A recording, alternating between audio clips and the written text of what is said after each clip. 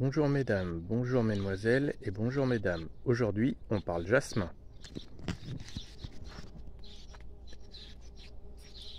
Le jasmin rose. C'est un jasmin qui est relativement proche du jasmin officinal, qui est blanc. Alors ce jasmin rose est très rose en bouton.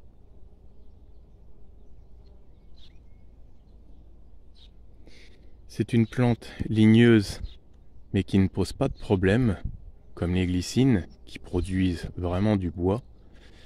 Les tiges sont très fines, même en vieillissant. Les tiges ne mesurent que 1 à 2 cm de diamètre. Son parfum est très subtil, beaucoup plus léger que le jasmin classique officinal blanc, qui lui a tendance à sentir un peu trop fort. Il ne faut pas les confondre avec les Trachelospermum. Donc ce Trachelospermum est une variété à fleurs jaunes. Ils fleurissent à peu près en même temps. Le Trachelospermum a une fleur qui ressemble un petit peu plus à une hélice. Ils ont tendance à attirer les insectes, comme on peut le voir. Mais revenons sur ce super jasmin rose. Alors c'est une plante originaire de Chine, comme tous les autres jasmins. Il est caduc dans les régions froides. Alors en Normandie, évidemment, il perd toutes ses feuilles, mais il peut être persistant dans certaines régions, à partir du moment où il ne gèle pas. Ses dimensions sont beaucoup plus réduites que l'officinal qui est blanc. Il mesure environ 5 mètres adulte. Ça fait déjà quelques années que j'ai cette plante et c'est seulement cette année qu'il a vraiment très fortement poussé.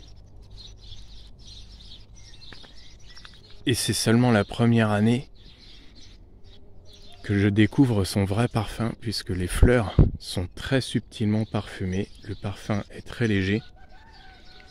Alors il ne faut pas être trop pressé avec cette plante. Il est beaucoup moins vigoureux que le classique jasmin blanc, qui lui a tendance à sentir très très fort, mais je n'apprécie pas vraiment l'odeur. Peut-être trop fort, je ne sais pas. Toujours est-il que les plantes se ressemblent un petit peu. Les floraisons s'échelonnent de juin à juillet.